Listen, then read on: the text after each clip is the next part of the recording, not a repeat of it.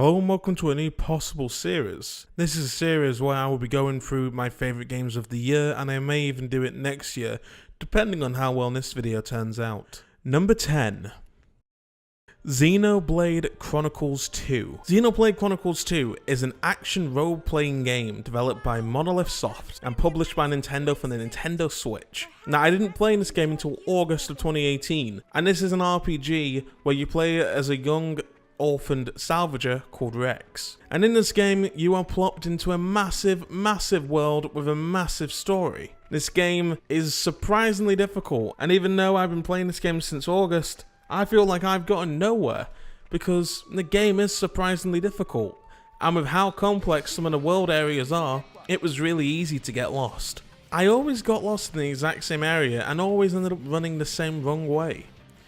I finally found my way out of one such area, only to get stuck at a boss fight. I'm really enjoying this game, and I think it is a really good game, even if I think the voice acting is a little bit bleh. I can't really think of a word for it. It's just, it jumps between being good and being terrible. Now, it is a Japanese dub, and the Japanese dub is really enjoyable to listen to, but there are no subtitles for when you're out in the world and running around. So if somebody says something, when you're not in a mini cutscene or a normal cutscene, there are no subtitles. So there's no way of knowing what they said unless they somehow repeat that phrase but in English, and even then, unless you understand Japanese, you're never really going to know whether or not that was the line that they said in the first place. Number 9.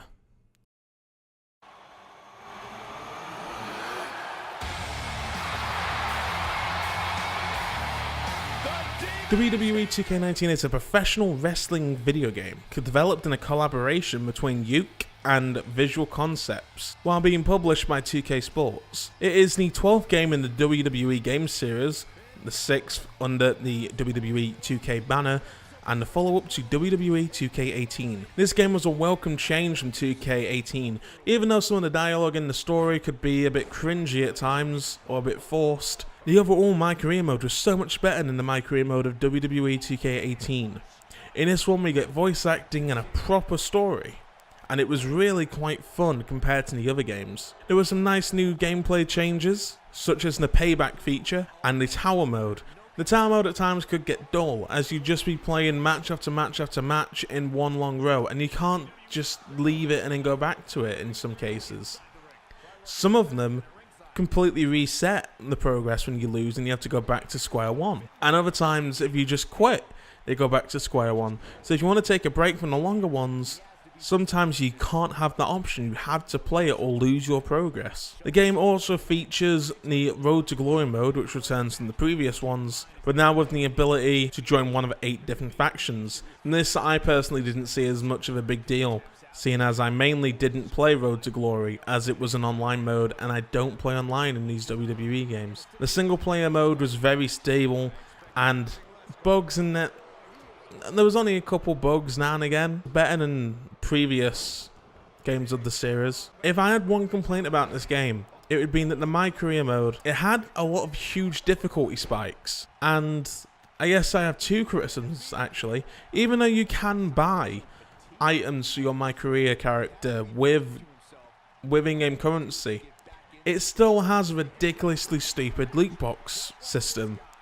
Now, even though you can't pay real money for in-game currency for these loot boxes, they are still a hindrance on character customization. There are hundreds, if not thousands, of different moves and animations in these games, but you only unlock about 6 or 7 from a pack at a single time, meaning that it will take forever to earn what you want. And even if you don't do it that way and you decide to buy them directly, you earn 700 VC from a 5-star match. But some moves cost around 13,000 VC for that one move.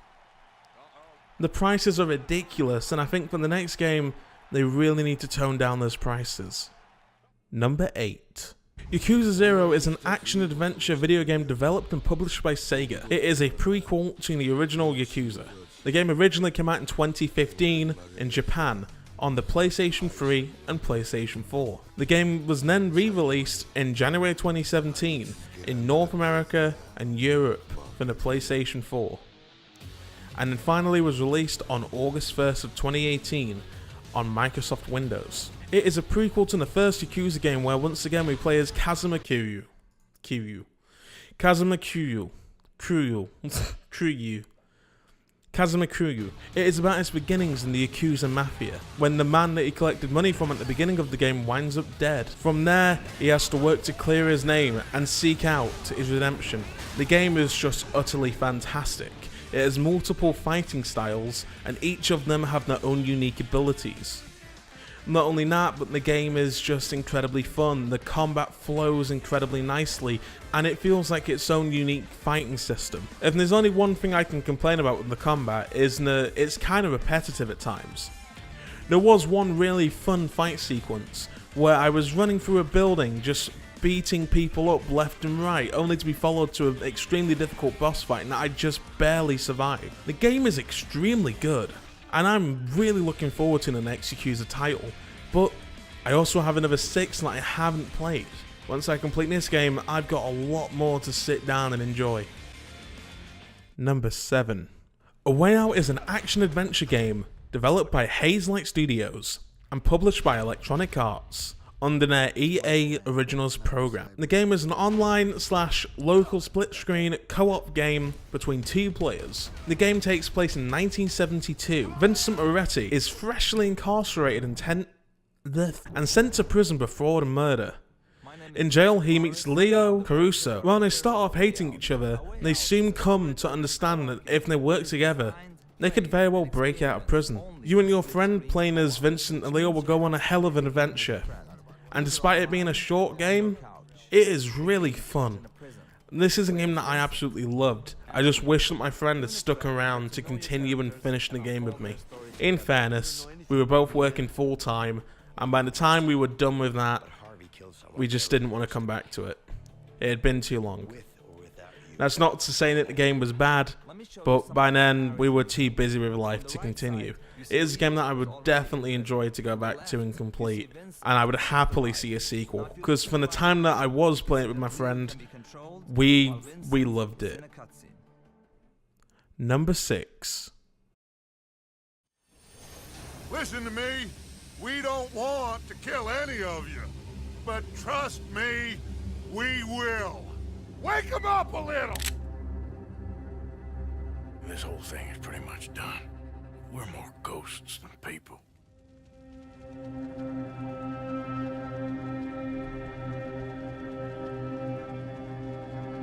You have got to keep faith. They will not crush us.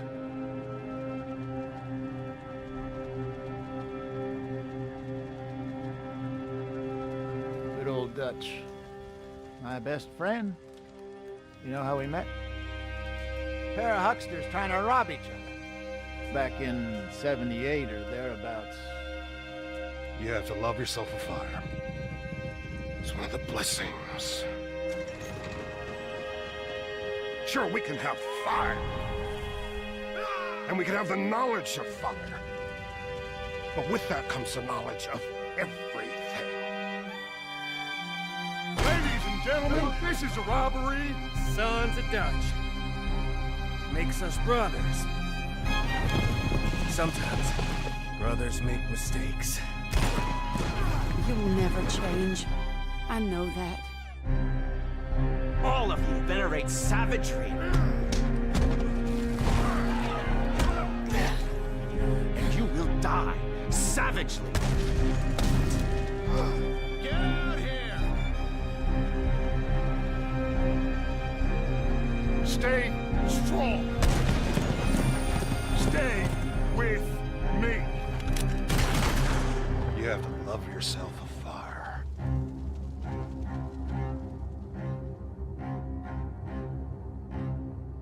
Product not yet rated. Number 5. Final Fantasy XII is a fantasy role-playing game developed and published by Square Enix for the PlayStation 2, but in 2018 was re-released on the PC. And this is a game that I originally first played as a child. One of the biggest attractions for me in this game as a child was the fact that the main character was called Vaughn, which sounds a lot like my name, Vaughn. And as a child, I wanted to play this game, and I remember getting pretty far into it. I remember my save file being around 50 hours in, but I don't remember any of the story. So I tried to do a series on this game a little while ago, and I just stopped because I got distracted by other games that had come out. Now, that isn't to say that this game, like, it's number 6 on my list. It's obvious that I like this game. The fact is, there were other games that I just got more interested in. But this game is fantastic. I just wish I was further into it. This is one of my favourite games of this year, and despite me not playing a lot of it, I found it really fun. I just got distracted by other games. In this game we follow the story of Vaughn, an orphan of Rabanastre. Along the way of trying to become a sky pirate, we form a party with old friends and new. The game is set in the middle of a war, and Vaughn accidentally finds himself thrusted right into the middle of it, doing a botched robbery. I'm not going to say much more from there, because that's the furthest I got into this game. I'm still really early in, but I know how good this game gets, even if I can't quite remember each element of the story. I remember playing it, I remember loving it, and I know that this game was highly received, and I know that I will continue enjoying it just as soon as I get back to it. Number 4. Final Fantasy XV is an action role-playing game developed and published by Square Enix. Once again, another Final Fantasy game. This one came out on PC in 2018, which makes it eligible for this list. This game is essentially a Final Fantasy road trip. The game follows Noctis and his 3 friends, Gladio, Promptus, and Ignis. This game is utterly fantastic. Even though I see a lot of complaints about the combat and the story being a little bit too linear, I personally really enjoyed the game. I found the characters to be fleshed out well, the main 4 characters are incredibly likeable, and the characters actually grow, like real people. Amazing. My first playthrough of the game was on the Xbox One. It took me 76 hours and at level 82 to complete the game. I'm currently still replaying this on PC. And on PC, I am 38 hours into my save. And that ignores the fact that I went back to play more of the post-game content.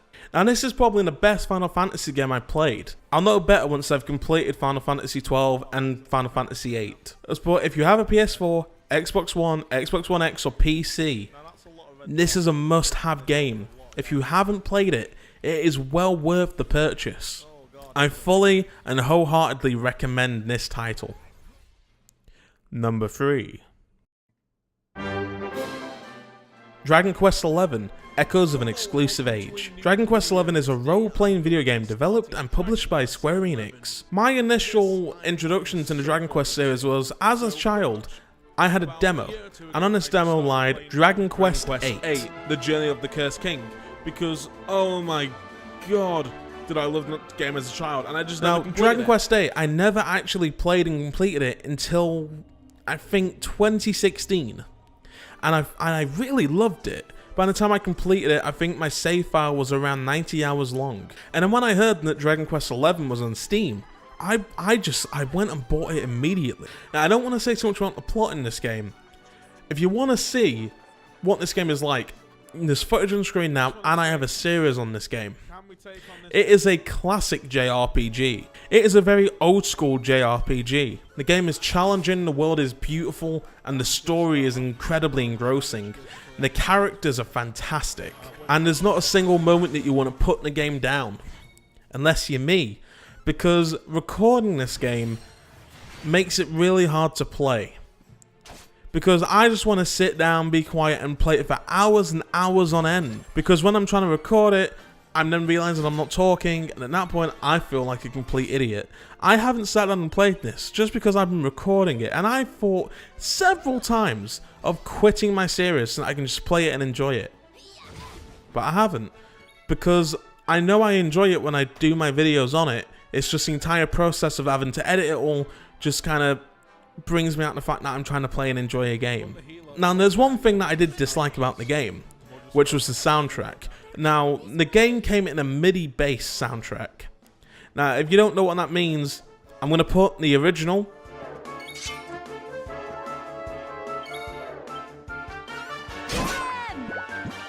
And now here's the mod.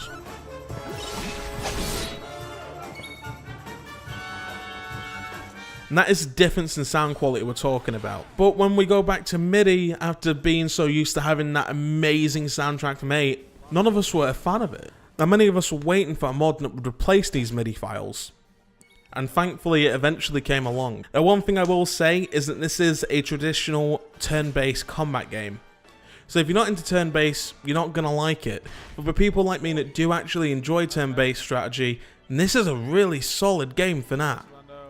Not only that, but the story, like I said before, is incredibly fun. So in the end, I think for Westerners, this is a really good sequel to Dragon Quest VIII. Well, it doesn't quite reel me in like Dragon Quest VIII did. And that's probably just because I've already played Dragon Quest VIII now, and I've already been fully in depth into these kind of games. But I fully plan on completing this game, and I plan on completing my series on it. If you want to watch that, a link to the playlist is in the the fucking description. Just edit that into place. Stop fumbling your fucking words, you dumb cunt. Number 2. Maybe Peter Parker can have more of a life.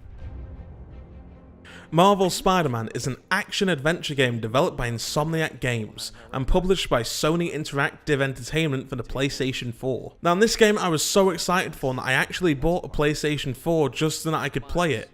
And I found it to be well worth it. As a massive Spider-Man fanatic, I'd been waiting for a Spider-Man game this good for many, many years. And I finally got it. This is one of the best superhero games, if not the best superhero game I have ever played. The game of course follows Spider-Man, aka Peter Parker. The game obviously takes place in New York. Now I'm not going to talk about the story, because I've completed the game and I want you to go into it blind.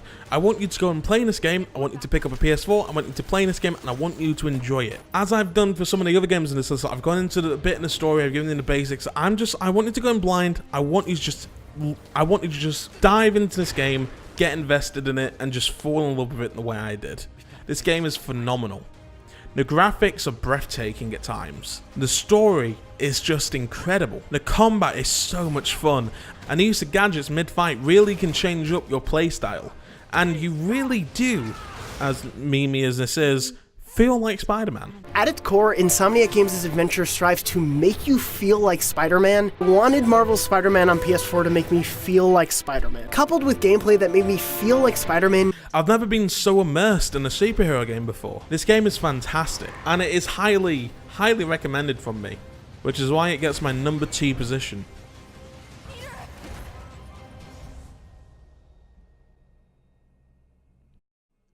Number 1.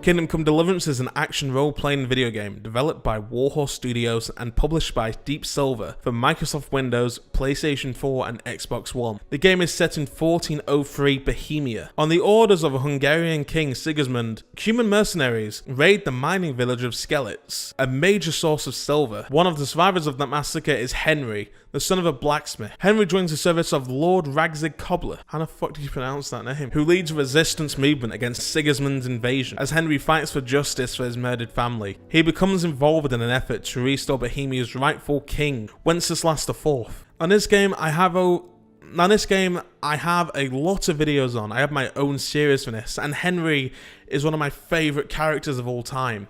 I love this game. I love the acting, I love all of it, I love the combat. This game is extremely buggy at times, but I rarely ran into bugs, and when I did, they didn't really hinder me too much. Ironically, the latest episode of my series was filled with bugs. But this was one time, and a game that I was 62 hours into, and by an indie team. And for a first game, this is incredibly impressive. You could even call this game a history simulator. I've learned so much about history and so much about Bohemia than I ever did in high school. And I'm incredibly thankful I did play in this game. Because as I said, Henry is one of my favourite characters of all time. He's just such a likeable character, and his actor Tom McKay was just phenomenal in this game. Despite being 40 years old, I really thought I was listening to a young adult. This game is easily my favourite game of the year, and if you want to see my series on it, there's a link to the playlist right on screen right now. Thank you very much for watching. If you're wondering why a game like God of War isn't here, it's because I didn't play it. So that's all why. If you disagree with me, that's fine. You're fully welcome to. Still no, thank you for watching, and see you next time.